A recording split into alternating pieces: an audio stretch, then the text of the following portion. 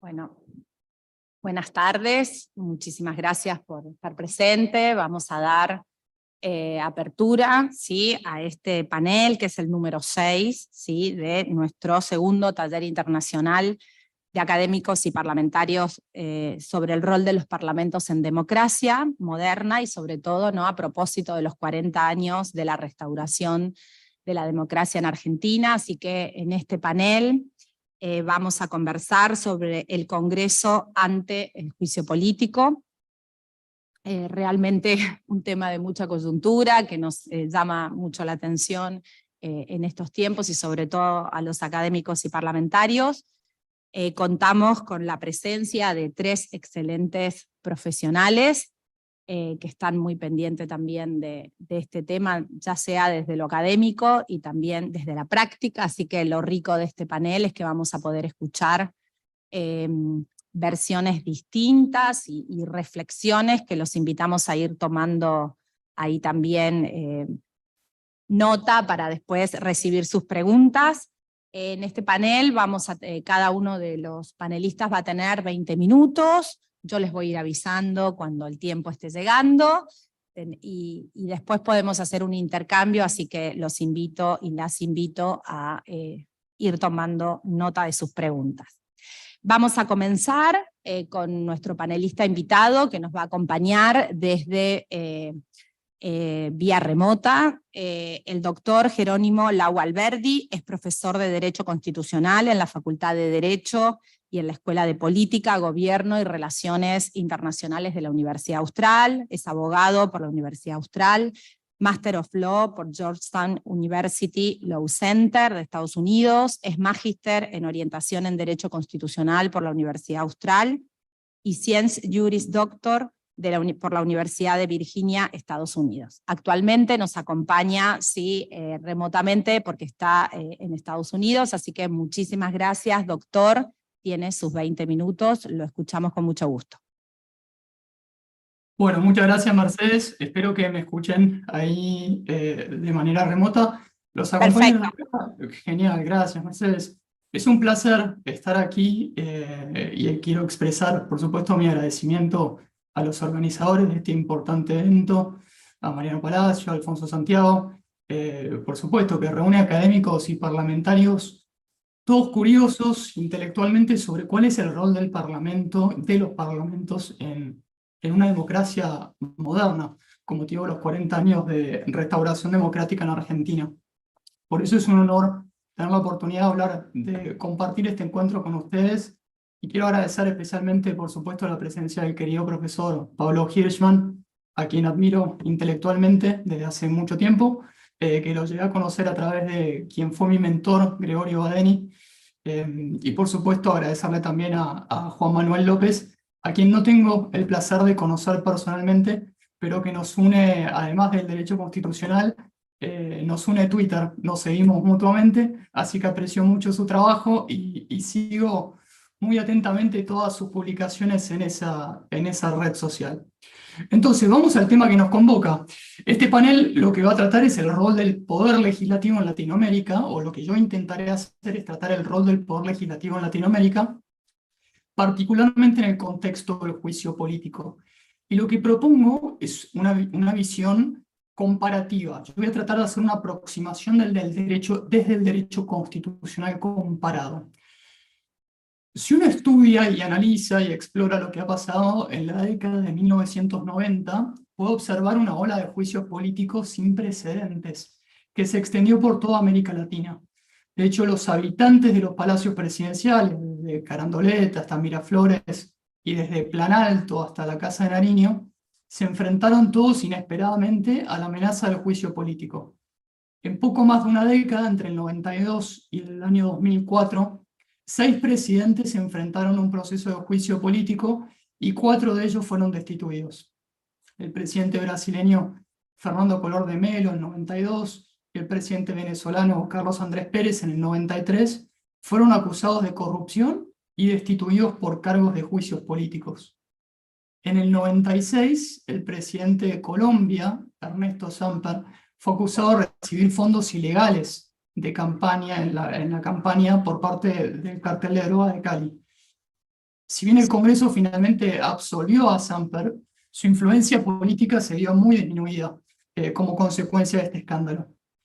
Al año siguiente, el Congreso ecuatoriano confrontó al presidente Abdalá Bucaram, y para evitar todos los entresijos institucionales del juicio político, declaró al mandatario discapacitado mental. El presidente paraguayo, Raúl Cubas Grau, enfrentó un juicio político luego de liberar de prisión a un líder militar popular acusado de conjurar para asesinar al vicepresidente. Si bien Cubas renunció y huyó a Brasil unos años después, luego de una dura confrontación con el Congreso, su sucesor, Macri, fue acusado de corrupción 2 años después. Todos estos episodios que acabo de transitar en toda Latinoamérica de manera muy breve y rápida, todos están recordados por Aníbal Pérez Linián, un politólogo de la Universidad de Notre Dame, y que escribió su libro Presidential Impeachment and the New Political Instability in Latin America cuando estaba en la Universidad de Pittsburgh, inaugurando así un nuevo patrón de inestabilidad presidencial en la región. De hecho, con un clima de juicio político en el aire, cabe recordar también el caso de Fujimori, que huyó del país en noviembre del 2000. El presidente ecuatoriano, Lucio Gutiérrez, escapó también por muy poquito del juicio político en noviembre del 2004, aunque después fue derrocado en el 2005. Todo este proceso de convulsión en Latinoamérica hace que nos replanteemos una serie de preguntas que constantemente pueden ayudar a pensar este instituto. Por ejemplo, ¿es este un patrón indicativo de un cambio importante en las democracias latinoamericanas? ¿Son los juicios políticos un equivalente funcional de los golpes militares a la antigua? ¿Estamos asistiendo a un giro en las relaciones del Poder Ejecutivo y el Legislativo en toda la región? Y si este es el caso, ¿por qué algunos presidentes corruptos son sometidos a juicio político y otros no? Los juicios políticos constituyen la punta del iceberg de una tendencia emergente mucho más amplia en la política latinoamericana. Los países de la región se enfrentan a un patrón distintivo de inestabilidad política, que representa una ruptura con el pasado. Como en décadas anteriores, los gobiernos elegidos democráticamente siguen cayendo, pero a diferencia de décadas anteriores, los regímenes democráticos no se quiebran. Luego de un juicio político podemos observar que la democracia sigue siendo el sistema político. Incluso cuando los presidentes están asediados por acusaciones y por protestas en las calles, pueden evitar el juicio político si confían en la lealtad de sus legisladores. Entonces, la pregunta que creo que nos convoca es, ¿cuál es el rol de los parlamentos y el Congreso en este contexto? Si viviéramos en el país de Alicia, en el país de las maravillas, los miembros del Congreso en un mundo ideal acusarían solamente al presidente si hubiera pruebas suficientes de un delito grave, y se abstendrían de hacerlo si las acusaciones se basaran simplemente en motivaciones partidistas o personales. Sin embargo, la realidad es muy distinta. Los legisladores difícilmente puedan desvincularse del contexto social y político más amplio en el que tiene lugar una crisis presidencial.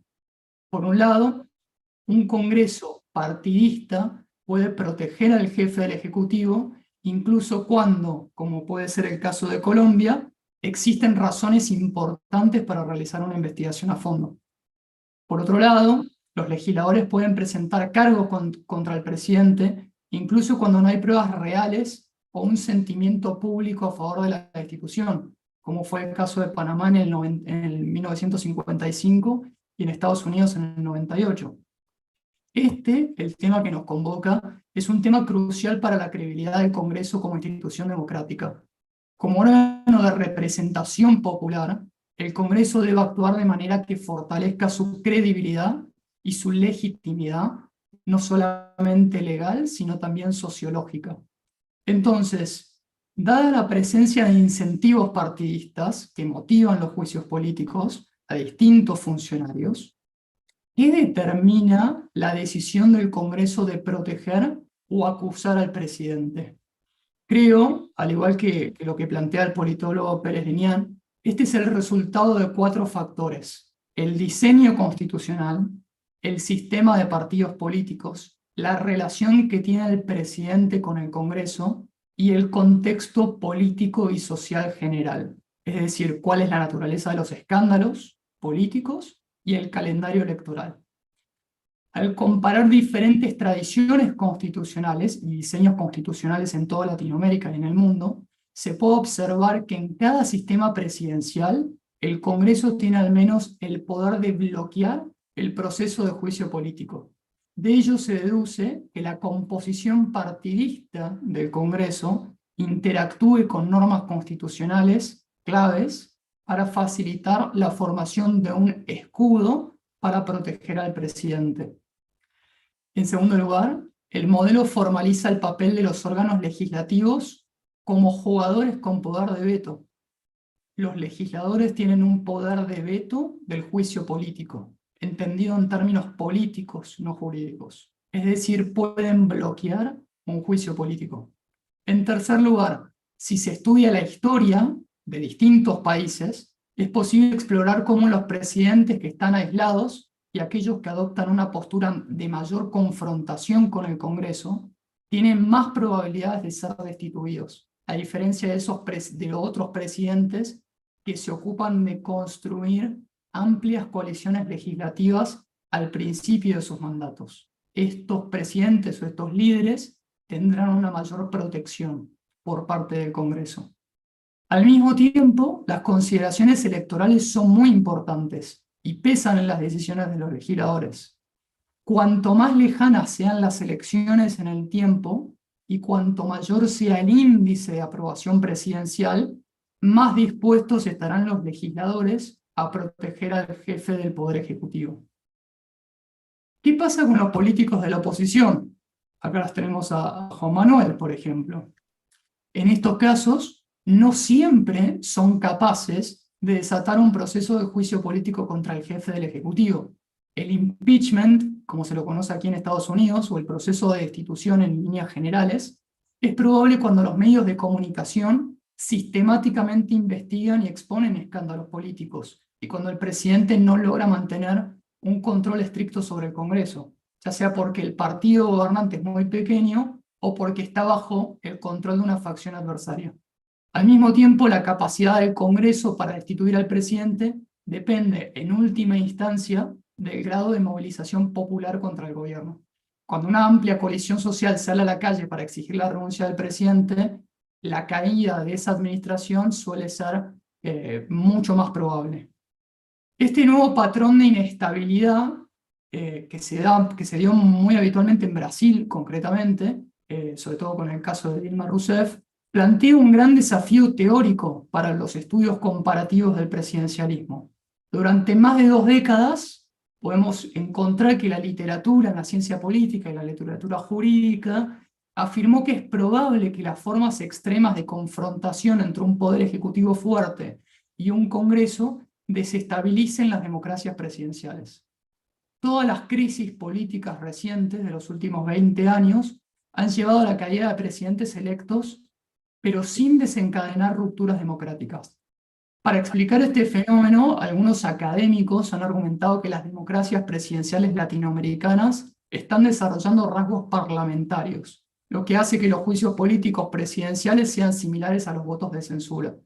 Mientras que otros académicos han afirmado que los movimientos sociales están expandiendo el ámbito de la ciudadanía democrática, luchando contra las políticas neoliberales y derrocando presidentes impopulares.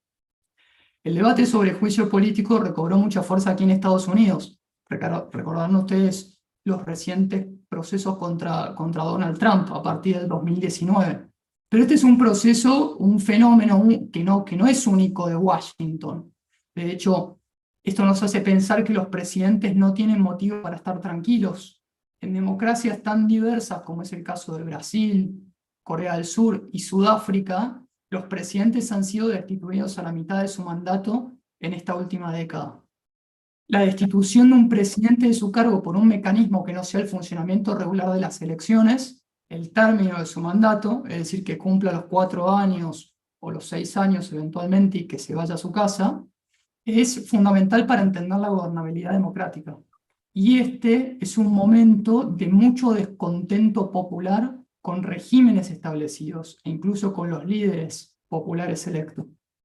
Juristas y politólogos hasta ahora no se han quedado atrás con todo este proceso de investigación, y hay una gran cantidad de estudios sobre el proceso de impeachment en los Estados Unidos en general.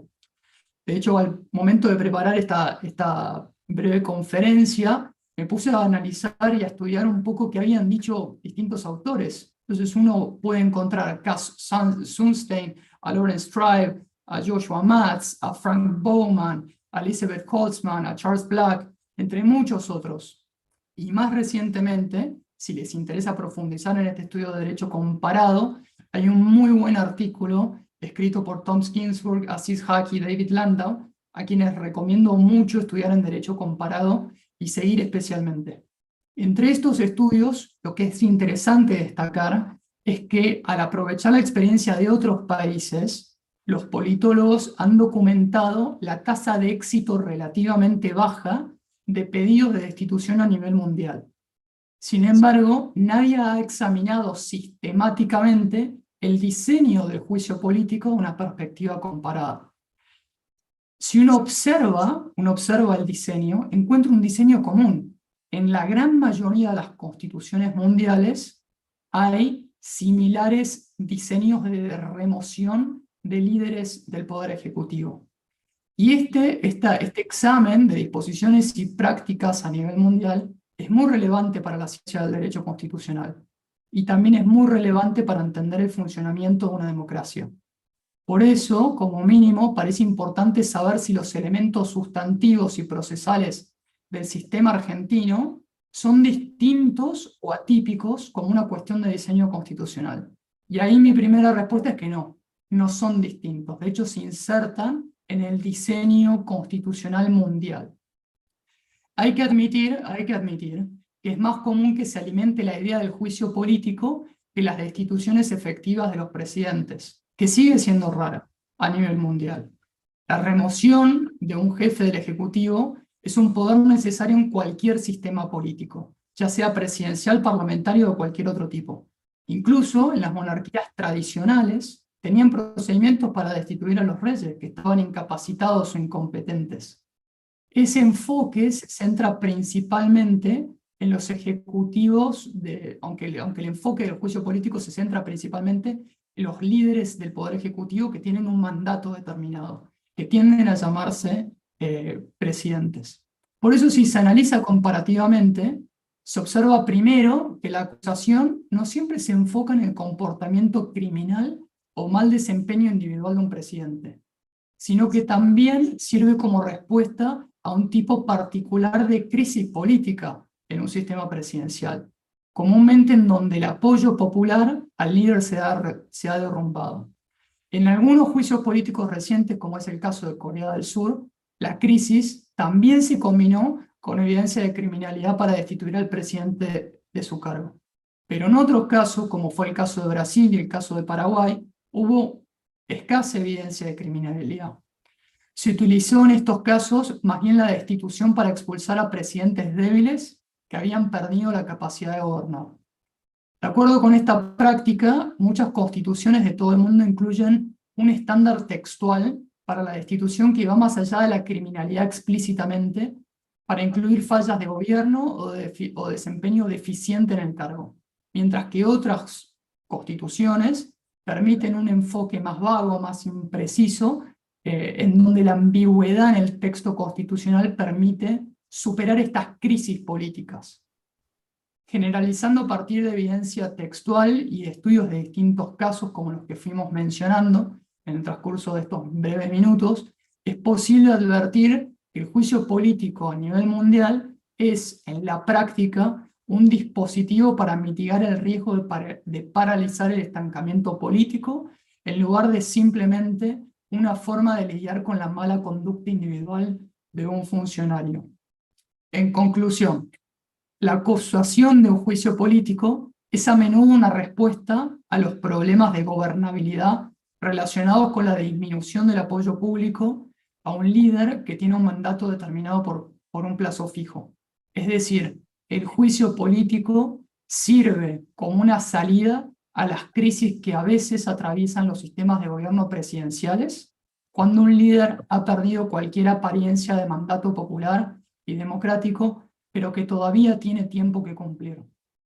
En segundo lugar, observamos que los sistemas constitucionales en el mundo varían en términos de los actos o conductas que pueden desencadenar en un juicio político, como así también varían en cuanto a quiénes son los actores involucrados y las diversas reglas que rigen el tiempo y la sanción o consecuencia. Y por último, también es importante advertir que no hay evidencia hasta la fecha de que el juicio político o el intento de un juicio político genere consecuencias desestabilizadoras inmediatas o se correlacionen con reducciones en la calidad democrática. Aumentar la disponibilidad de juicios políticos por problemas sistémicos, aunque no sea por mal desempeño de los actores, por lo tanto, ofrece la perspectiva de mitigar algunos de los peores aspectos de la democracia presidencial sin generar nuevos costos. Es una posibilidad constitucional, en definitiva, que invito, que vale la pena reflexionar, que vale la pena explorar y que vale la pena también repensar a la luz de la experiencia mundial en general y latinoamericana en particular. Muchas gracias.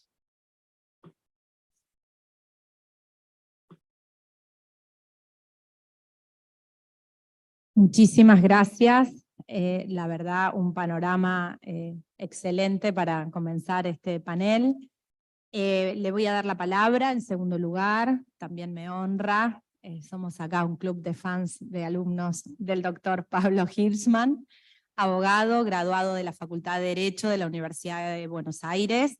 Ejerce la docencia en Derecho Constitucional en forma continua desde 1986, es profesor adjunto regular de Derecho Constitucional y Derecho Constitucional Profundizado y Procesal Profundizado Constitucional en la Universidad de Buenos Aires desde 1997 a la fecha.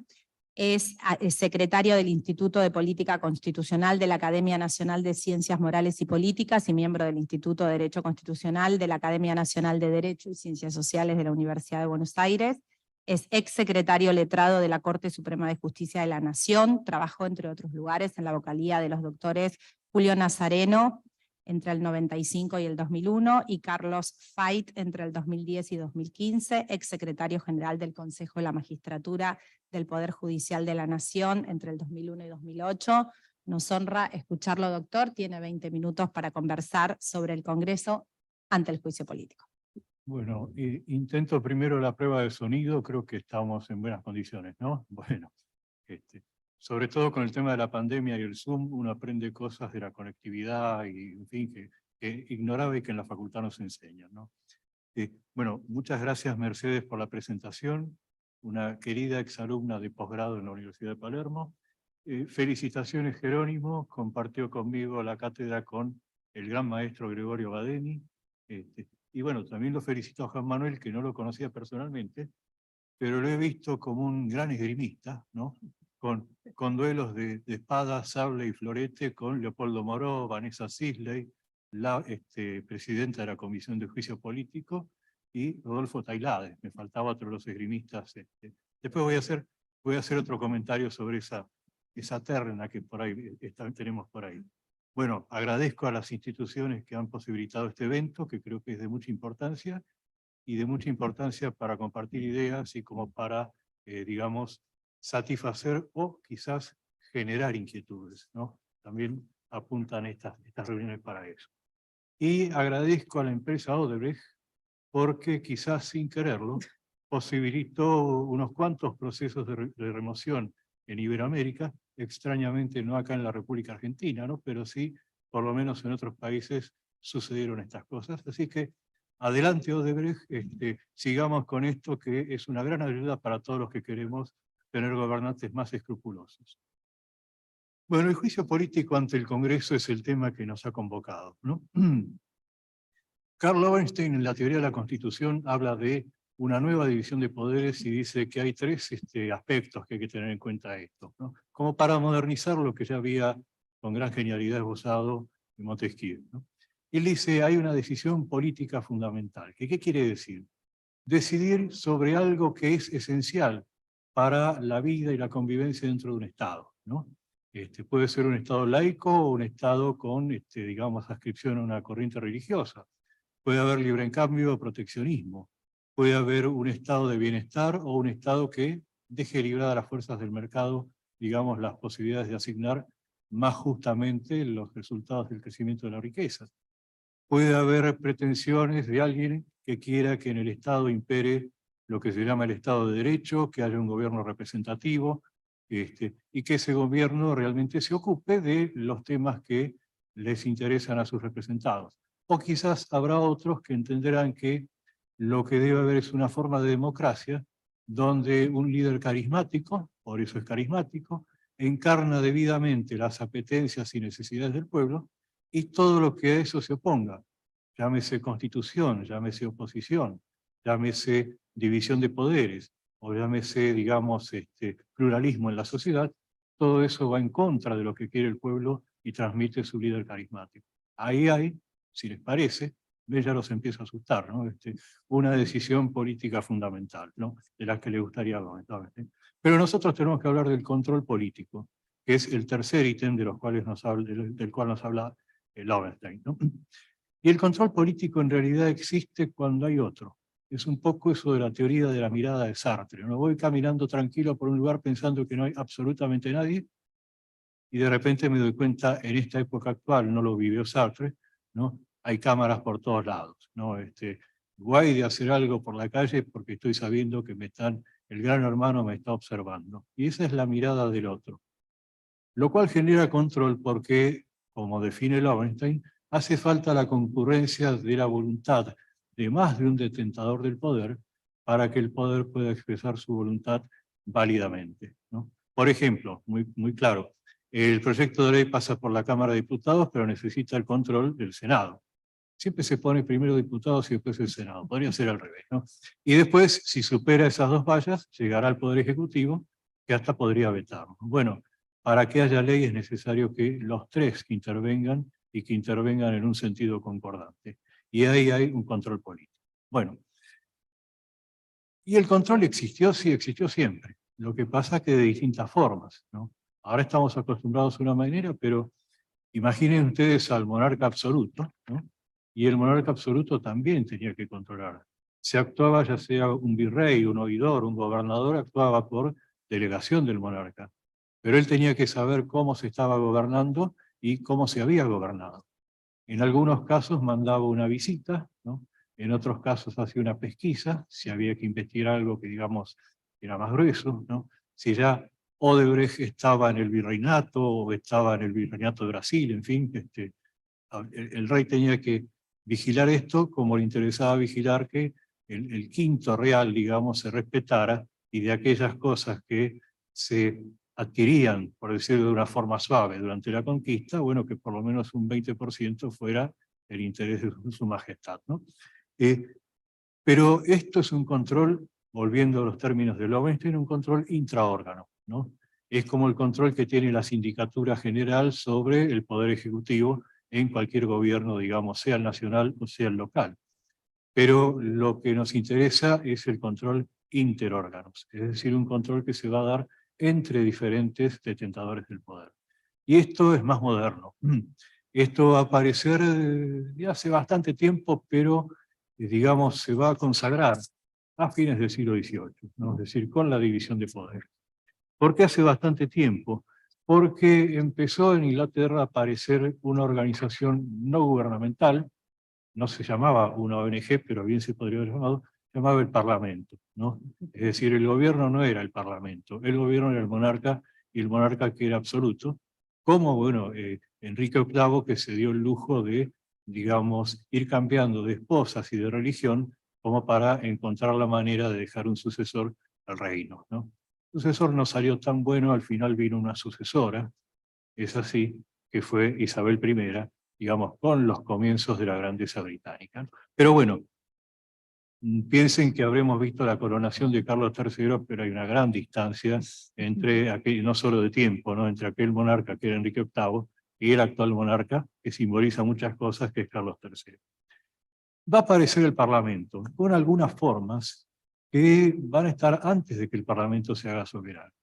Una era el Bill of Attainder. ¿Qué significa esto?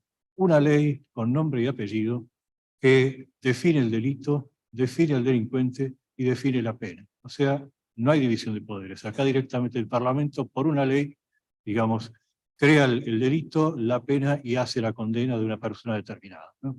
Claro, uno piensa que esto es bastante alejado, no hay derecho de defensa, salvo el que se pueda oponerse a esa ley, pero no piensen que es tan alejado esto, ¿no?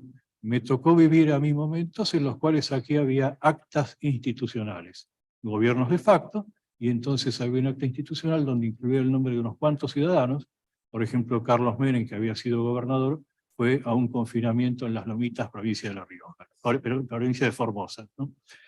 Y antes, si les gusta googlear y curiosear y no tienen nada mejor que hacer, busquen en Infolec la ley 14.031 y se van a llevar una sorpresa, ¿no? Un Bill of Attainder, pero del año 1951, ¿no? No me digan gorila, yo estoy dando datos y cosas que pasaron en ese momento. Bueno, también va a aparecer en este Parlamento, más adelante en el siglo XIV, lo que se llamó el impeachment, ¿no? Y acá sí había una división entre la Cámara de los Comunes, que ya empezaba a tener un poco más de fuerza, y la Cámara de los Lores. Algo que ya conocemos. Acusaban los comunes y actuaban como juzgadores los lores, ¿no? Por lo menos era más garantista, había un juicio de los pares, como pedía la Carta Magna, que el Bill of Attainder. Pero en Inglaterra se dejó de usar. ¿Por qué se dejó de usar? Porque si queríamos destituir gobernantes, bueno, era más cómoda una moción de censura en el Parlamento, esto después de que el Parlamento se proclamó soberano en 1688, la última revolución que hubo en Inglaterra.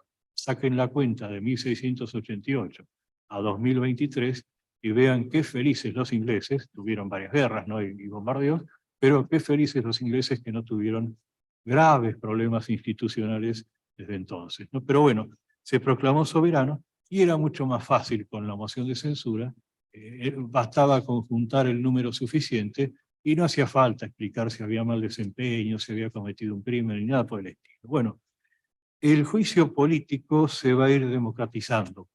¿Cómo se van democratizando los órganos digamos, que están a cargo del juicio político? Siendo especialmente más representativos, con el cambio de las leyes electorales, las formas de participar, el ampliar, digamos, con mucha contundencia, digamos, el padrón electoral, que fue un proceso gradual, llevó tiempo, pero esto, la consecuencia que trajo es que estos órganos de enjuiciamiento se iban democratizando.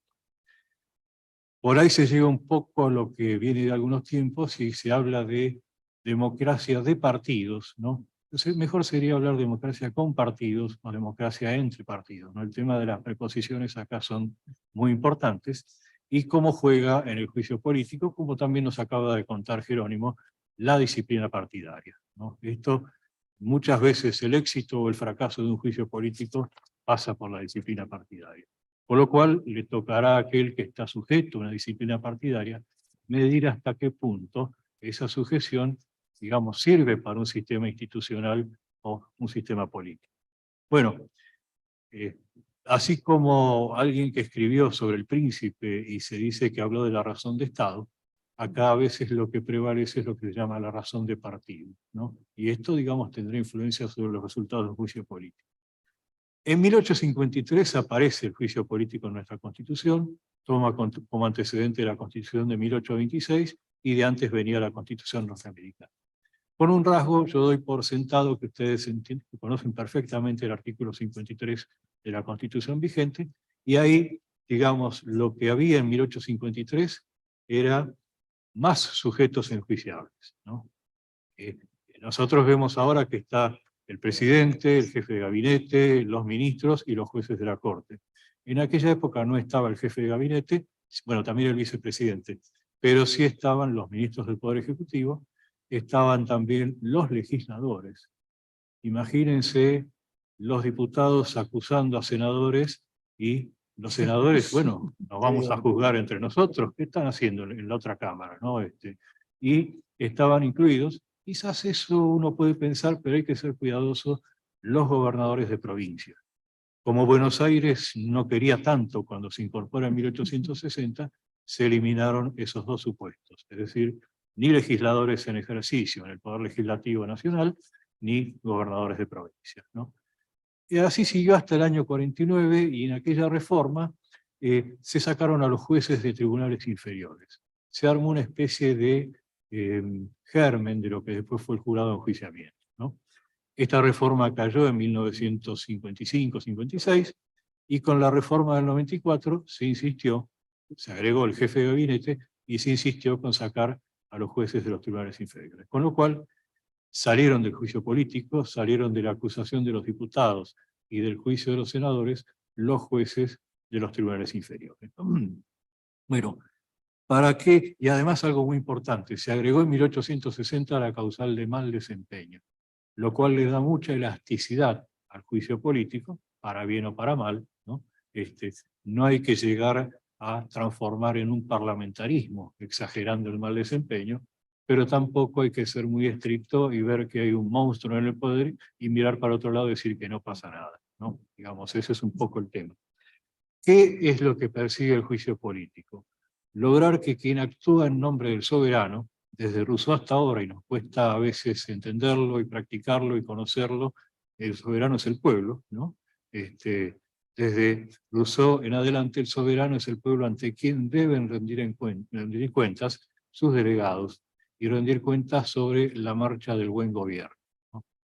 En la sala del Consejo de Siena, ¿no? Es el del Palacio Público de Siena, Ambrosio Lorenzetti, que era un pintor, digamos, florentino del siglo XIV, ¿no? No un profesor santafesino de derecho civil, ¿no? que es otra persona. Ambrosio Lorenzetti pintó dos murales. Uno tiene una alegoría del mal gobierno, que si ustedes ven la tapa del libro de Vargas Llosa, La fiesta del chivo, en Alfaguara, ahí está una representación de la alegoría del mal gobierno. Prácticamente el diablo allí sentado y alentado por tres cualidades, ¿no? Siempre que examinen actos de gobierno piensen en estas tres cualidades: la avaricia, la soberbia y la vanidad, ¿no? Cuando vean eso, traigan a su mente a este Lorenzetti, que se lo llevó la peste negra, pero bueno, pudo dejar esos dos murales. ¿Y para qué estaban? Para que los que adoptaban decisiones pudieran ver de un lado si esto iba bien, cuál iba a ser el efecto, la prosperidad, la justicia, la felicidad de parte de los gobernados, ¿no? Y si no lo hacían, bueno, lo que uno conoce y ha vivido del otro lado en la alegoría del mal gobierno, ¿no? Y esto, bueno, tiene que ver con que se mantengan los valores y bienes del bien común. ¿Qué pasa en una república presidencial? Es decir, donde hay una autoridad ejecutiva que concentra a la vez la jefatura de Estado y la jefatura de gobierno, y tiene además un plazo para, digamos, gobernar, desde el 10 de diciembre hasta el 10 de diciembre. Bueno, de entrada que tendremos un enamoramiento, ¿no? Lo que se llama la legitimidad de origen. El día, digamos, que salgan los resultados de las elecciones generales primarias, o la segunda vuelta, y vamos a ver un montón de gente que va a estar celebrando. A veces celebran unos, a veces les toca celebrar otros. Eso es la alternancia, digamos, que se da en la democracia, ¿no? Y después, bueno, cuando llega el día de la Asunción, el discurso inaugural, el ir por la Avenida de Mayo y ver a los chicos con las banderitas saludando y demás, y quizás, bueno, llegar hasta el balcón y hacer un discurso a la multitud, o, bueno, quizás limitarse a cantar una canción de Gilda, ¿no? Desde el balcón de la Casa Rosada. Son matices en los cuales se da esta alegría de ese momento. Pero bueno, el enamoramiento no es toda la vida de una pareja, ¿no? Y después viene la legitimidad de ejercicio, ¿no? Los que estamos casados, felizmente en mi caso, ¿no? Lo llamamos convivencia, ¿no? Y ahí en la convivencia, bueno, uno empieza a ver los detalles, los pormenores, los dos no queremos hacer lo mismo, a ver cómo hacemos para resolver y decidir. Bueno, en el caso de un gobierno, de un poder ejecutivo con plazo, si hay muchos desaciertos, y así lo perciben los gobernados, se va a perder esa legitimidad de ejercicio. Y se va a poner en cuestión la legitimidad de ese poder ejecutivo. ¿no? Es decir, van a empezar a ver todas las faltas en las que incurre, van a pensar que no hay que obedecer los decretos de este Poder Ejecutivo porque todos son un sinsentido, digamos, es alguien que no puede, digamos, pedir acatamiento a sus decisiones. Es decir, en este caso, el juicio político sería una posibilidad. A mi juicio, es muy extensa y las vías que se han seguido, lamentablemente, han sido otras para remover a un Poder Ejecutivo ineficaz en nuestro país. Yo no sé si todos los presidentes y vicepresidentes y ministros fueron buenos, pero nunca ninguno de ellos fue destituido por juicio político, con lo cual vemos acá cómo juega y jugó siempre la disciplina partidaria. Pero ¿qué pasa? Hubo otros que sí fueron removidos, sí, porque no había un partido político fuerte que los respaldara en el juicio político. Por lo cual es para pensar muchos matices y posibilidades en esto, ¿no? ¿Cuáles serían las finalidades del juicio político? Básicamente renovar e inhabilitar para ejercer un cargo. Pero algo más interesante, que es visibilizar ante los ciudadanos una actividad de control. El ciudadano ve y juzga, pero no solo va a juzgar al enjuiciado, va a juzgar también al enjuiciante. Está bajo la lupa o bajo el microscopio que tiene el ciudadano para mirar. Por suerte el ciudadano trabaja, tiene el fútbol, tiene la novela, quiere saber qué pasó con Pampita y Vicuña, y capaz que no tiene el interés suficiente como para saber qué está pasando en la comisión de juicio político, ¿no? Pero el ciudadano ve cómo se controla, ¿no? Y esto, afortunadamente, con los medios actuales, bueno, podemos verlo en la pantalla de nuestra computadora, y yo hago una moción para que se distinga a Juan Manuel, pero también a Tailade y a Leopoldo Moró, Vanessa Silva, y armar una terna para el próximo Martín Fierro, ¿no? Por lo menos de esa manera los visibilizamos. ¿Cuáles son los resultados? La remoción. Pero a veces la amenaza del juicio político, como nos ha mencionado varios ejemplos Jerónimo, lo que provoca es la renuncia. El ejemplo más conocido, Richard Nixon, en 1974, ¿no? Pero ha habido otros, ¿no? La eficacia del juicio político. Acá traigo el recuerdo una sesión de la Cámara de Diputados del 25 de febrero de 1976. Yo en esa época tenía 17 años y me encontraba comentando las vicisitudes del viaje de egresados a Bariloche, ¿no? Pero esto me acuerdo haberlo visto y escuchado en las radios.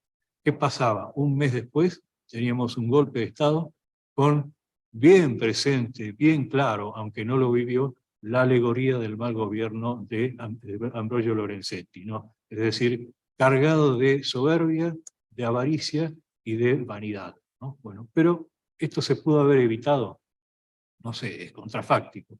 Pero en esa sesión se debatió por pedido de los opositores, Unión Cívica Radical, Alianza Popular Federalista, y un sector del Partido Justicialista que se llamaba el Grupo de Trabajo y que era minoritario. Sin embargo, la mayoría impidió que se pudiera tratar sobre tablas el tema, que audacia pedir que esto se trate sobre tablas, porque no se pudieron conseguir los 2/3. ¿Qué pasó un mes después? El golpe de Estado. Es decir, no estuvo presente la solución institucional, que hubiera sido muy importante, me hubiera sacado a mí de aquellos desvelos del viaje de egresados y hubiera salido a aplaudir a mis representantes porque habían dado una solución institucional. Más aún, pensando en el día después, si yo hubiera estado pensando en el año 1977, diría, pero qué lástima, ¿no? Porque todo lo que vino después y que quizás se podría haber evitado en ese momento, ¿no? Bueno, es decir, sirve para mantener el orden institucional. Puede haber otras alternativas. A veces se habla de una asamblea legislativa que pueda declarar la inhabilidad. No, no estamos en el Perú. En la Argentina la asamblea legislativa no tiene esa competencia. Se intentó en el momento de Isabel Perón, en aquel año 75, fue rechazado, ¿no? Puede haber, y además hay que pensar que en la asamblea legislativa tiene también que designar el reemplazante. Yo puedo tener los números para echar, pero no sé si serán los mismos números para consagrar al reemplazante.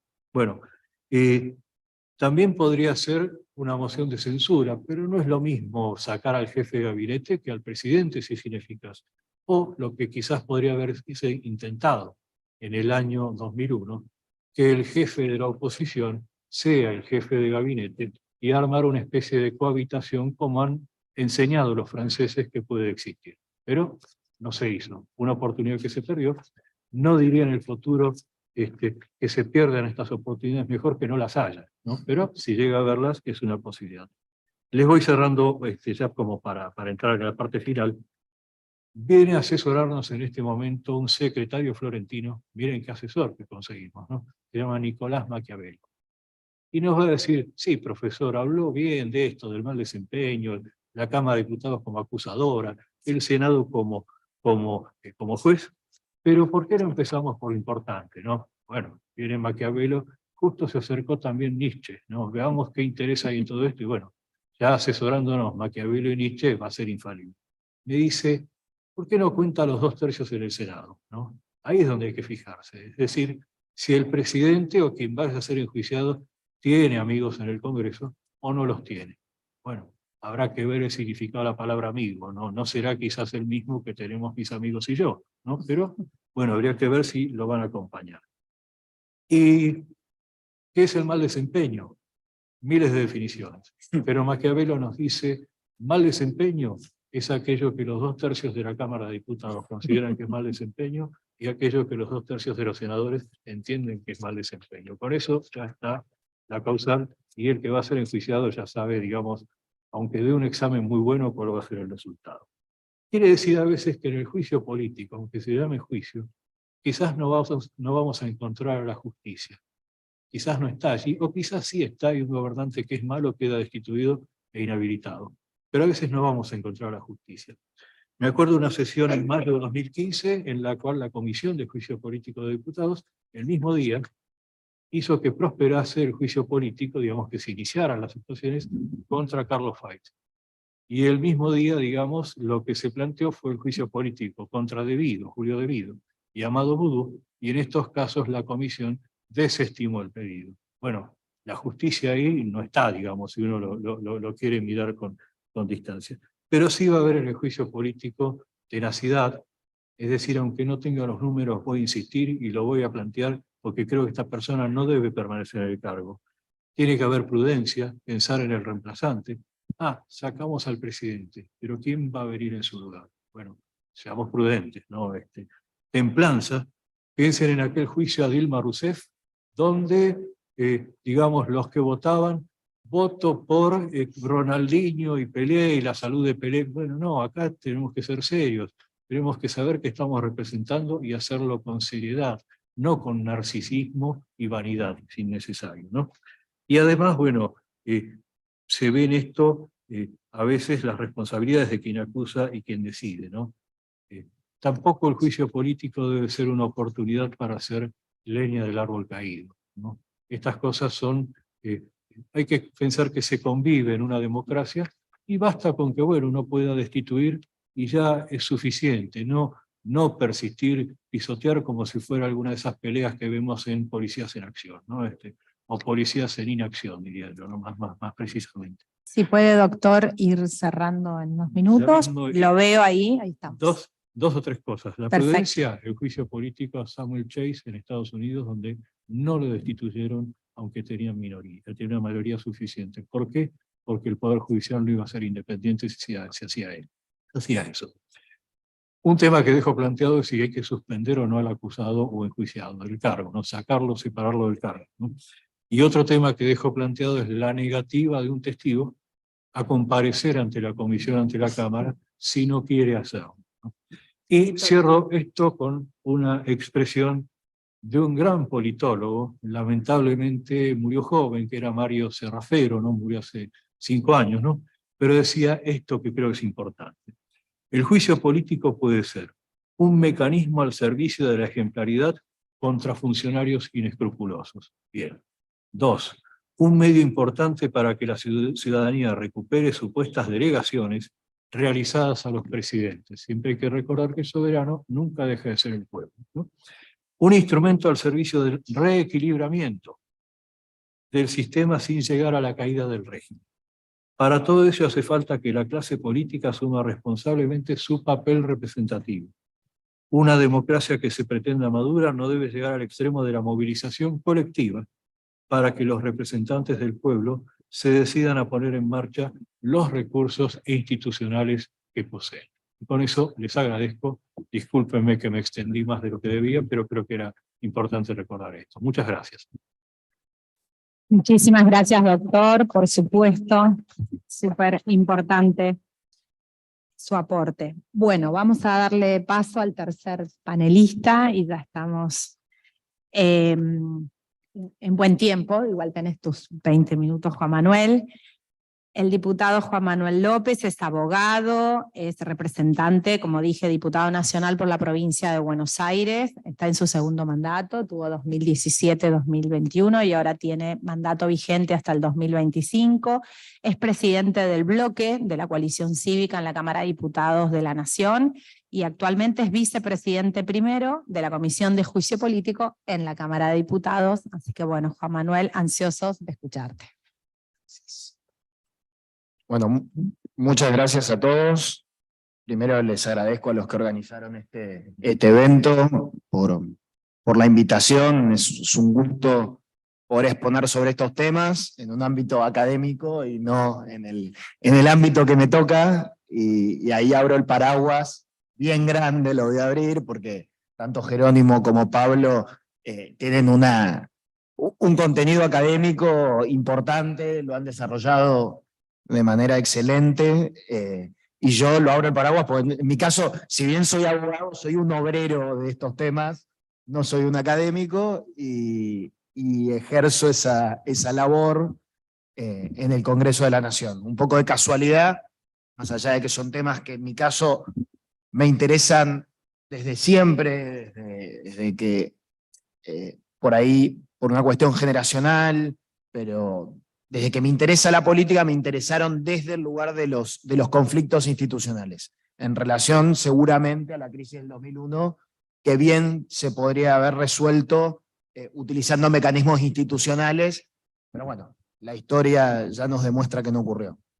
Así que voy a tratar de hablarles más que nada de la práctica, de lo que está ocurriendo ahora en el Congreso, dejando algunas preguntas abiertas, ¿no? Porque en el Congreso está ocurriendo un juicio político contra todos los miembros de la Corte Suprema, los antecedentes que hay de juicio político de la Comisión con destituciones son también a miembros de la Corte Suprema, tanto en el 2003, bueno, todo ese proceso va de 2003 y finaliza en el 2005, y el proceso del año 47 que tiene destituciones también es contra jueces de la Corte Suprema, pero no tenemos la experiencia en Argentina de destituir a un presidente, a un vicepresidente o a un ministro del Poder Ejecutivo.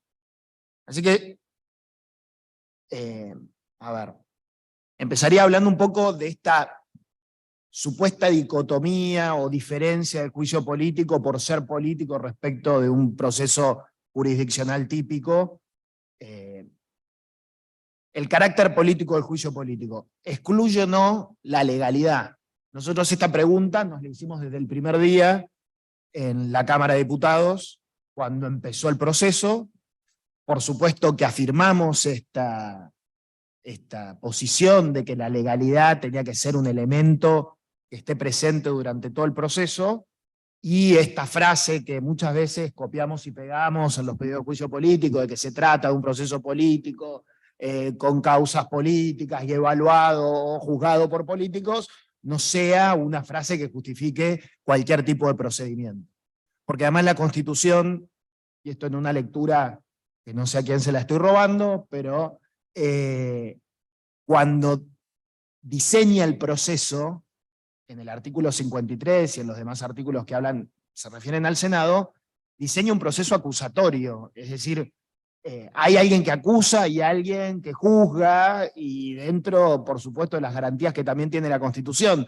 Ya cuando la Constitución nos pone con un estándar acusatorio, yo creo que nos eleva de por sí el estándar sobre el que tenemos que trabajar. Si de mínima va a haber alguien que va a acusar y alguien que va a juzgar, bueno, todas las demás garantías también tienen que estar presentes. En ese sentido, la mayor dificultad que creo que tuvimos hasta ahora y la mayor discrepancia que tuvimos hasta ahora en la comisión, y tiene que ver un poco con la pregunta de qué pasa con los testigos, por ejemplo, si tienen que venir o no, también es qué pasa con las facultades que tiene el Congreso de la Nación a la hora de producir pruebas. Puede ser una la testimonial, si tenemos que traer o si podemos traer un testigo con la fuerza pública, y quién decide, si decide la comisión más un juez, más la intervención de un juez, o si decide la comisión por sí, si la comisión le pudiera dar una orden a la policía que fuese, la policía federal, no sé, a quien fuese, para traer un testigo a declarar. Esa pregunta quedó saldada, afortunadamente. Hubo un caso, por lo menos, hay otros testigos que no han venido, pero hubo un caso de un testigo que vino después de que un juez federal dijo que tenía que venir, no llegó a traerlo por la fuerza pública, pero el estándar de que no tenemos un poder total y absoluto en el Congreso de la Nación, por lo menos en el caso de los testigos, pero después en otros casos de producción de prueba, creo que se ha elevado, entre comillas. Hay otros tipos de pruebas que intentó producir la comisión, en la que hubo mucha discusión sobre si se podía o no, ya sea interceptaciones telefónicas, pedidos de tiras de comunicaciones, todo lo que tenga que ver con comunicaciones, respecto también, y seguramente me voy a olvidar de algunas cosas, de prueba que está producida en expedientes judiciales. Si podíamos pedir los expedientes, sí, pero por ejemplo había un caso de un expediente donde había producida prueba que tenía que ver con organismos de inteligencia, que le habían producido organismos de inteligencia, y la magistrada a cargo nos dijo: este expediente no se los voy a mandar, o por lo menos esta parte del expediente no se las voy a mandar, porque se puede llegar a violar la privacidad de los investigados en esta causa. Es decir, en relación a la legalidad, si bien es un juicio político en el que ustedes verán que, por lo menos Juntos por el Cambio, el principal bloque de la oposición, se opone desde el inicio, creo que hay ciertos estándares que se elevaron y otros que no. Algunos otros, en este caso fue la juez a la que se le pidió el expediente, donde había prueba que era producto de organismos de inteligencia, que fue la jueza quien se negó a mandarla, pero pese a nuestra advertencia, la mayoría circunstancial que tiene el bloque del oficialismo había decidido que la podía pedir. Así que estas discusiones, si bien no son hilar muy finito, son trazos gruesos de qué puede hacer o no puede hacer el Congreso de la Nación, son discusiones, algunas saldadas y otras pendientes, pero que por lo menos el principio de legalidad está presente. El Congreso argentino, por lo menos en esta oportunidad, no lo ha cercenado. Después, otro tema que nos tiene muy pendientes es cómo vamos a evaluar la prueba. Si bien hay una discrecionalidad, porque la figura del mal desempeño es una figura absolutamente indeterminada, porque somos políticos los que estamos evaluando la conducta de otros funcionarios, en este caso judiciales, pero bien podrían ser políticos. Bueno, la valoración de la prueba ¿va a ser discrecional? Probablemente. ¿Puede ser arbitraria? Seguro que no. Y en ese sentido, si bien no llegamos a la etapa de la evaluación de la prueba, ya podemos ir viendo algunas conductas, algunos indicios de cómo va a intentar un sector, que es el que acusa, y otro sector que, si bien no es el que defiende, puede verse como el que defiende, pero es el que está tratando de poner otros estándares de legalidad en el proceso. Entonces ahí ya nos ha ocurrido en más de una de las reuniones de la comisión, donde al final de un testimonio o al final de una prueba que producida se expone, algunos de los diputados hacen conclusiones sobre la prueba como dando por probado un hecho, y nosotros en algunas oportunidades decimos: no, momento, estamos solo produciendo la prueba, no estamos concluyendo sobre la prueba, y además la conclusión que usted acaba de hacer es su conclusión, no está elaborada, no está terminada, e incluso, prima facie, yo ya puedo tener una conclusión distinta a la que está esgrimiendo este diputado en el caso de los que acusa. Así que ahí tenemos también otro debate, que en este caso está pendiente, pero que es muy interesante, más allá de lo que se dijo recién, de que en definitiva el mal desempeño o la conclusión de la prueba va a ser lo que los 2/3 de la Cámara de Diputados y del Senado digan. tenemos una particularidad además en nuestro sistema, que la Comisión de Juicio Político, por reglamento, incluso, puede corregir Mercedes, que es una excelente parlamentaria y que nos asiste muchas veces en estas situaciones, es mayoría simple todo lo que decide la Comisión. Entonces, en esta etapa de instrucción, bueno, todo lo que se va resolviendo para que haya una orden del día, que va a ser un dictamen o 2 o 3 o 4 dictámenes de acusación, de rechazo, a la destitución o no de los jueces de la Corte, o a la causa para destituir a los jueces de la Corte, o las causas para destituir a los jueces de la Corte, bueno, en principio se van resolviendo por una mayoría simple que por la composición, no del Pleno de la Cámara, pero sí por cómo se terminó resolviendo y el sistema que se utilizó para integrar las comisiones, entre ellas la de juicio político, hay una mayoría muy circunstancial,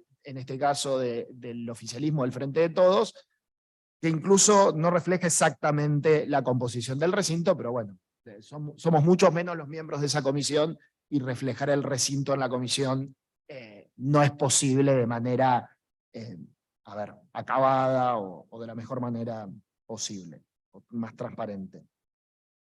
Después, otro punto que veo que está pendiente en el debate que nosotros tenemos hasta ahora y que en mi caso lo trato de traerlo a la discusión en estos largos meses donde estamos hace ya bastante tiempo produciendo prueba en la Comisión de Juicio Político, fundamentalmente prueba testimonial, tomando testimonios, que es si este juicio es un juicio de responsabilidad, es un juicio para remover a un funcionario por el mal desempeño, por la comisión de crímenes, en fin, por las causales que prevé la Constitución, o puede convertirse en un juicio de revancha política, o, y esa pregunta estaba un poco abierta, o de control, peor, de uno de los poderes del Estado.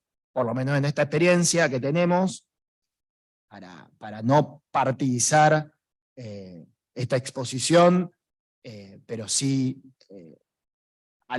comentando algunas cosas, nosotros todo el tiempo decimos que acá lo que se está tratando es de desprestigiar, someter a un poder del Estado por completo. En la Corte Suprema, en el juicio político, a todos los integrantes de la Corte Suprema se está intentando socavar la independencia del Poder Judicial, por decir lo menos, en esta oportunidad. Entonces, acá el tema de la revancha política o de otras garantías constitucionales mucho más importantes, que son básicamente la división de poderes, bueno, está muy presente en el juicio político que está tramitando.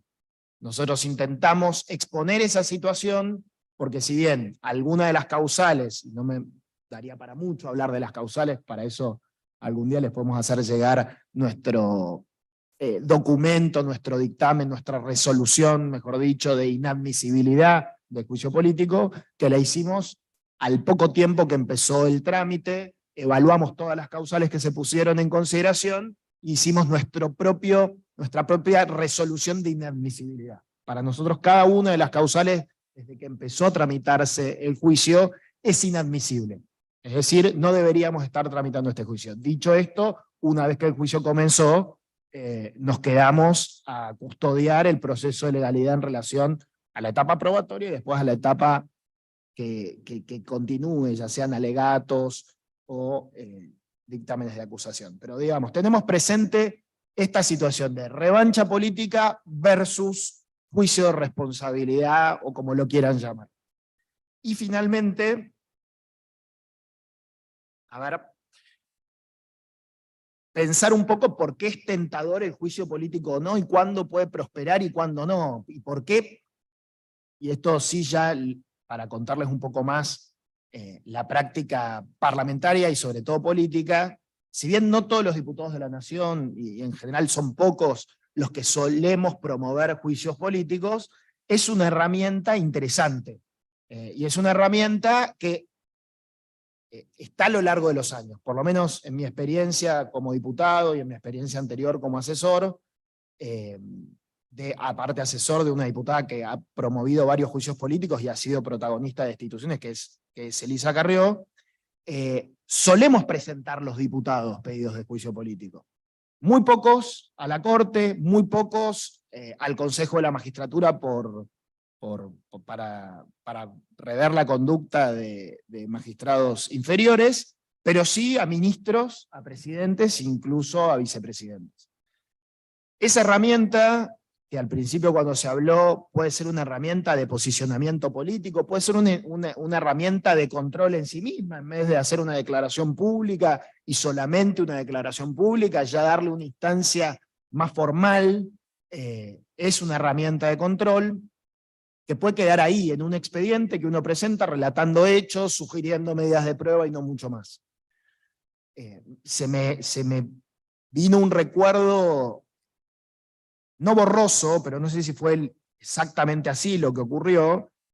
La caída del presidente de la Rúa, ahora fue contada por una serie de estas series nuevas, bastante corta, que por ahí no le hace honor exactamente a todo lo que pasó, ni al libro en la que se basa, pero al final de la serie, y a pesar de que no es la razón, ni mucho menos, de la renuncia del presidente de la Rúa, hay un momento, una escena donde el presidente del bloque de la oposición decide y comenta en televisión, creo que el día anterior a la renuncia, o el mismo día de la renuncia, que va a presentar formalmente el pedido de juicio político. No digo que ese hecho haya desencadenado ya la renuncia ese mismo día o al día siguiente, pero no tengan dudas de que tuvo que ver, fue una señal política, institucional muy concreta, a pesar de que buscaba la renuncia, y que en algún modo la consiguió, porque ya todos sabían que no se iba a dar las circunstancias para que un juicio político tramite.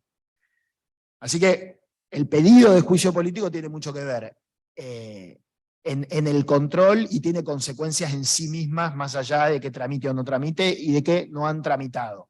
O hay muy pocos casos en que tramitaron y no pasaron la instancia de la admisibilidad, como es el caso que se comentó antes del vicepresidente Amadou Oudou, donde en una reunión la Comisión de Juicio Político dijo esta causal es inadmisible y se archivó el pedido de juicio político. Eso, bueno, consolidó la permanencia del vicepresidente de la República hasta el final de su mandato. Así que, comentando un poquito la experiencia actual contra los jueces de la Corte, con algunas cuestiones que creo que hemos saldado para el futuro, o ojalá para el futuro, y otras que nos quedarán pendientes de saldar, ahí me quedan dos preguntas y diferenciaría sobre todo, por lo que me tocó comentar, por mi experiencia, lo que dijo Laureano al principio, que es muy interesante, frente a los problemas de gobernabilidad, que el juicio político sea una salida de la crisis.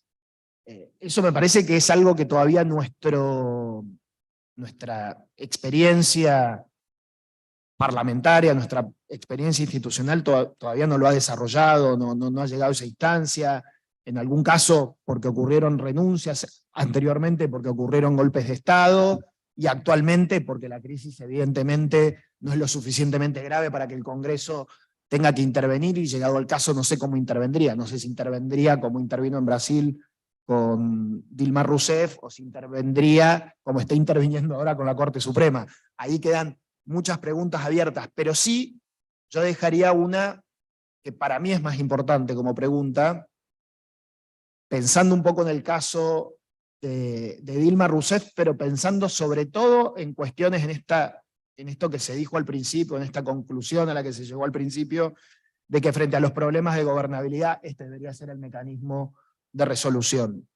¿Podemos desde el Congreso, y espero que la respuesta no sea los 2/3, que por supuesto va a ser la respuesta final, pero sí académicamente dejarnos una pregunta abierta, ¿podemos desde el Congreso de la Nación destituir a un presidente, un ministro, por las políticas públicas que lleve adelante? Esta pregunta yo no la tengo saldada, no tengo una opinión. Algo esgrimimos en la comisión tratando de hacer una analogía, o por lo menos yo la traté de hacer, porque la había leído en algún lado y me quedó pendiente y me resultó interesante.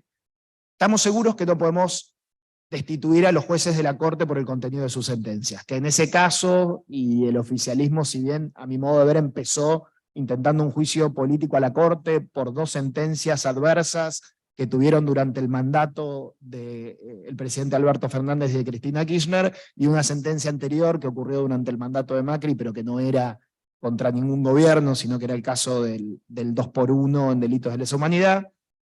Estaba claro, y está claro para nosotros, que el contenido de la sentencia no puede ser una causal de juicio político en tanto y en cuanto no haya un desvío de poder, no haya un tráfico de sentencias, no haya, digamos, una cuestión adicional que tenga que ver con la verdadera motivación de esa sentencia. Ahora, ¿podemos hacer una analogía entre el contenido de las sentencias para pensar en la independencia del Poder Judicial y el contenido de las políticas públicas? ¿Y podemos destituir a un presidente o a cualquier otro miembro del Poder Ejecutivo por esa razón? Yo me dejo esa pregunta porque si bien el contenido de las políticas públicas puede ser la base de una crisis institucional que necesite este remedio, es probable que nos enfrentemos, como nos tocó enfrentarnos por lo menos a nosotros los 2 primeros años del gobierno de Mauricio Macri, donde apenas teníamos 1/3 de la Cámara de Diputados y menos de 1/3 del Senado de la Nación. No sabemos si la atomización política nos va a dar en el futuro presidentes que no tengan tantos amigos en el Congreso, que tengan menos de 1/3 de la Cámara de Diputados y menos de 1/3 del Senado de la Nación, y que ese escudo que puede tener un presidente no esté más, y que la posibilidad de que las políticas públicas de esos presidentes, nos gusten o no nos gusten a cualquiera de nosotros, sean sometidas. Así que yo les dejo esta pregunta para adelante, porque me gustaría pensarla, ya que puede ser un desafío de la institucionalidad en un futuro no tan lejano, y que nosotros tenemos que prepararnos y advertir. Así que estas son mis conclusiones, mis consideraciones y más que nada mis preguntas. Muchas gracias. Excelente, muchísimas gracias, Juan Manuel. Nos vamos con un par de inquietudes de los 3 panelistas que nos han dejado. Como habrán visto, nunca dejo de ser estudiante. He tomado muchísimas notas porque, al igual que nuestros participantes aquí, nos quedamos con muchas preguntas. Pero como tenemos 9 minutos, ahí veo al doctor Vítolo que quiere hacer una pregunta. Acá tienen un micrófono ahí. Gracias. Colaboradoras, gracias. No, muy interesantes los planteos en todo sentido, tanto el de Jerónimo como el de Pablo y el diputado. Yo primero voy a contestar la pregunta con la que terminó. Y la respuesta es, depende para quién. La Comisión Interamericana y la Corte Interamericana entienden que no. Claramente la Comisión Interamericana lo planteó específicamente en el pedido de opinión consultiva que pidió en el año 2017. La Corte Interamericana no emitió la opinión consultiva, gracias a Dios, y frente a la oposición de todos los países se presentaron 7 escritos de países refutando esta posición de la Comisión Interamericana, diciendo la Corte no tiene competencia para meterse en el modo como los estados organizan el funcionamiento de sus instituciones. Pero la Corte, en el caso Petro contra Colombia, dio a entender que la remoción presidencial por diferencias políticas, aún bajo procedimiento de juicio político, no sería viable. Yo no coincido con esa postura, pero quería traer un poco el planteo. La pregunta va en otro sentido, también va para el diputado López. A mí me preocupa lo que se escucha en general de este proceso que se está llevando adelante en la Cámara de Diputados, porque se está hablando de que se está transitando un juicio político, que llegará la etapa de los alegatos, que estamos escuchando testigos, y la realidad es que no hay juicio político todavía. O sea, el juicio político no ha empezado. El juicio político será ante el Senado de la Nación, en donde se expondrán los testigos que se lleven, previa acusación. Estamos haciendo un antejuicio que no tiene sustancia constitucional. Entonces la pregunta es, ¿se han planteado este aspecto? Porque, ¿qué van a hacer? Supongamos en un escenario, no va a pasar, pero supongamos, hagamos teoría, ¿qué pasaría en un escenario donde hay acusación? ¿Qué va a pasar con todos estos testigos que han declarado sin la contraparte, que son los jueces acusados? ¿Podrían declarar diferentemente en el Senado, que es donde van a tener que prestar juramento. O sea, me parece que estamos haciendo de un proceso de instrucción un proceso judicial. Y me parece que acá hay un error grave estructural, y esto me parece una responsabilidad de la Cámara de Diputados en su conjunto. Yo no escucho, he seguido las reuniones de la comisión, pero no he visto este tipo de argumentaciones y de debates. Entonces quería escuchar un poco la posición. ¿Yo? Sí, a ver, por supuesto que es un proceso sui generis que tiene sus garantías y en todo caso supletoriamente se aplica el Código Procesal. Ahí esa pregunta, si bien me parece válida, y lo trato de asimilar sin ser penalista, a un juicio penal en un juzgado de instrucción federal, no importa qué código procesal estemos aplicando, si el nuevo acusatorio o el viejo, se produce prueba en un proceso de instrucción con la intervención de un juez, exactamente, con la intervención de un juez, pero pensando en una investigación delegada, o en un proceso acusatorio, en una investigación delegada en los términos del artículo 196 del viejo código, o en un proceso acusatorio, se produce prueba, y cierta prueba, si bien la puede revisar un juez, o la debe revisar un juez en algún caso, acá no tenemos la posibilidad de que el Senado intervenga en la comisión de juicio político. Nosotros denunciamos, advertimos que además nunca se les dio a los acusados la posibilidad de designar un abogado. Así que tampoco hay contraparte, no solo no hay juez, tampoco hay contraparte. También es cierto que ahora se le corrió traslado al doctor Maqueda en una de las causales, obra social, y él ha decidido no solo no hacer su descargo, cosa que por supuesto puede, está en todo su derecho, también ha decidido no designar un abogado. Me parece bien que los jueces de la Corte lo hagan, y yo creo que hay una circunstancia que nosotros no podemos obviar, que dentro de este proceso sui generis lo que termina funcionando es la mayoría que el Frente de Todos, que este bloque parlamentario tiene en la comisión. Tiene quórum propio, y ese quórum propio le permite tener un voto más también a la hora de resolver los conflictos.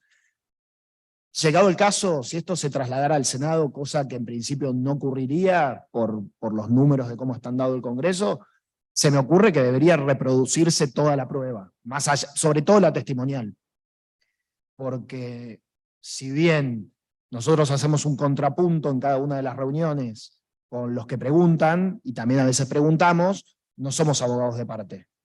Hay muchos planteos que yo hago porque se me ocurren y porque me parece, sobre todo, que se está violando garantías o el trato mismo que merecen los testigos. Pero hay planteos que, como no soy abogado defensor de ninguno de los acusados, lo debería ser el abogado defensor, porque además desconozco parte de los hechos.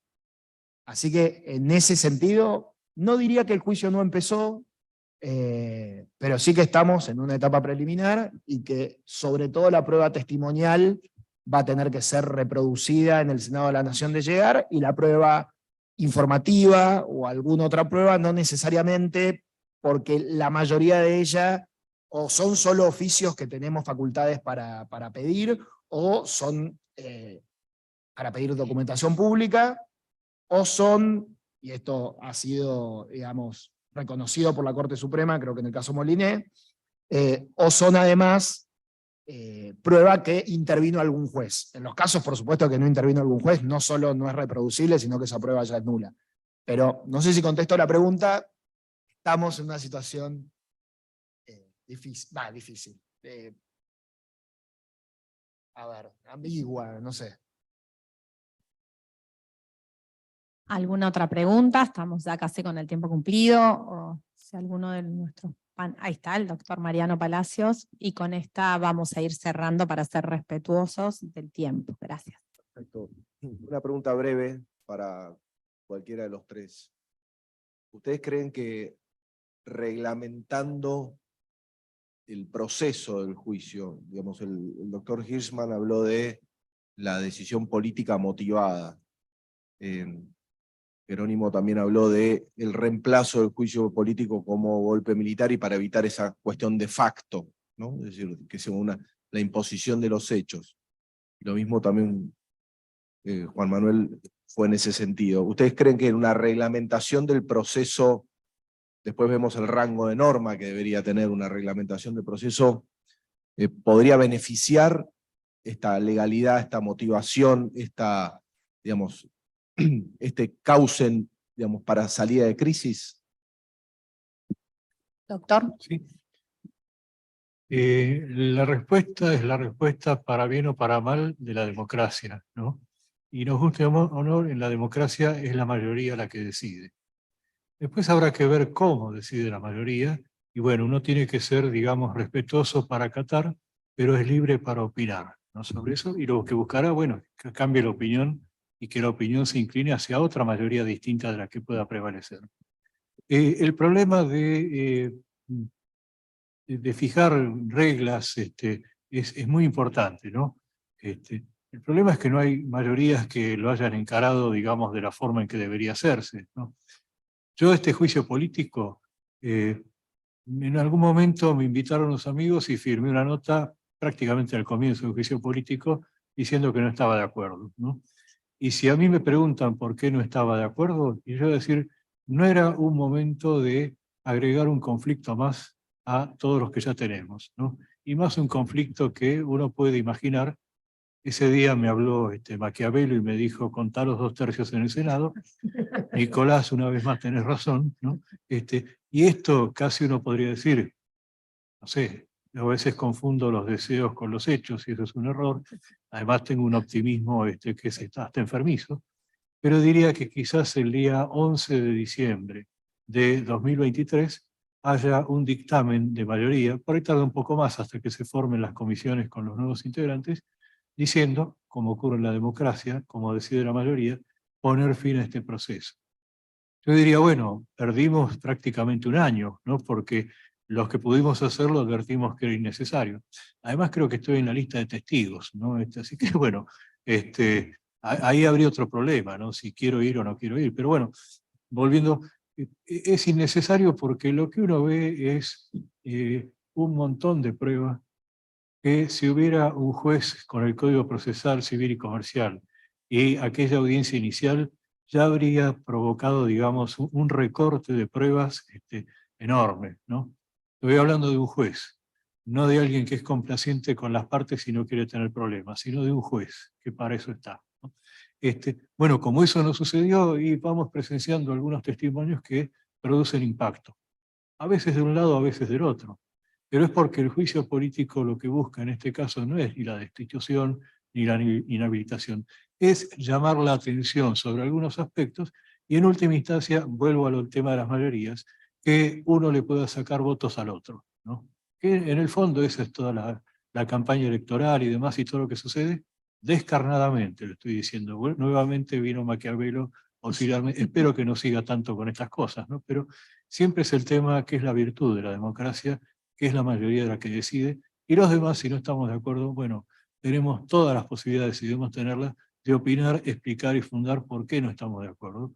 Y bueno, tratar de alguna manera que se convenzan de que esta es la razón que corresponde. Eso es un poco mi respuesta en esto. Perfecto. Jerónimo, tenés ahí sí, no, y tu minuto, minuto y medio y cerramos. Muchas gracias.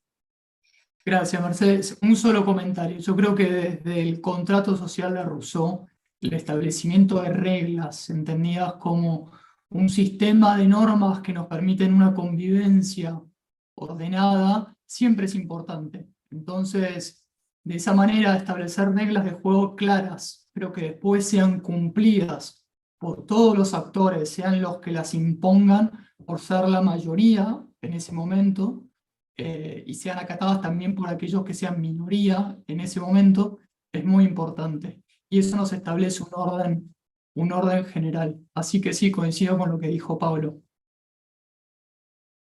Perfecto. Bueno, muchísimas gracias, un placer. Y bueno, y nos llevamos mucho para pensar y para seguir. Sí, Pablo. Sí, claro. ¿Qué es lo que pasa? Y les digo que esto tuve una discusión por WhatsApp larguísima, ¿no? Con amigos como Alfredo, que está aquí presente, cuando el testigo es un ciudadano bien recalcitrante y no tiene ningún interés y cree que no tiene ninguna obligación de ir a comparecer ante la Comisión de Juicio Político. Yo voy a ponerles el micrófono a ustedes porque yo les estoy haciendo la pregunta a ustedes, ¿no? Pero ¿debe comparecer ese testigo? ¿Está obligado? ¿Qué les parece? Por ahí Alfredo, que presenció la discusión. Ahí fuimos algunos partícipes de esa discusión también, y creo que Juan Manuel acá tiene la respuesta para esta. No la tomen como una respuesta corporativa, pero yo creo que sí debe comparecer. Por supuesto, si hay alguna causal que lo exima, porque es acusado en un expediente, porque terminaría declarando contra sí mismo, no. Pero si tiene que ver con lo que se está ventilando en el juicio, sí, porque ahí entiendo que el Congreso no puede defeccionar de su facultad y tiene que tener un rol importante que tiene que mantener, por supuesto con el principio de legalidad como regla. Viene el testigo estamos. recalcitrante. ¿No? Son preguntas interesadas, me Llega parece. una citación que decidió la mayoría de una comisión que tiene 31 integrantes en una de las cámaras del Congreso. Y yo tengo un artículo de la Constitución que dice que nadie puede ser obligado a hacer lo que la ley no manda, ¿no? Y yo le pregunto a la comisión de dónde saca sus atribuciones para obligarme a mí a comparecer, a declarar y a decir la verdad. De la propia Constitución Nacional y del Código Procesal Penal de la Nación. Yo le preguntaría a la comisión, señores, ustedes son diputados nacionales, son los que tienen la iniciativa legislativa, son los que pueden decidir que haya una ley y que esa ley me obligue a mí a comparecer. ¿Por qué no lo hacen? ¿No? Es decir, ¿qué impedimento tienen para hacer la ley y que yo no puedo decir nada? Y más aún, como soy tan recalcitrante, me fijé. No vine preparado. Igual se dio este debate en la comisión también. Si quieren seguir con Google, vean la ley 26.397 que crea una comisión bicameral, fija sus atribuciones, entre ellas las de hacer comparecer testigos, y yo no iría a la Comisión de Juicio Político, pero si a mí me cita esa comisión bicameral, naturalmente que voy a ir porque me está mandando la ley que vaya, ¿no? Entonces, bueno, y esta es más ofensiva todavía, pero aprovecho.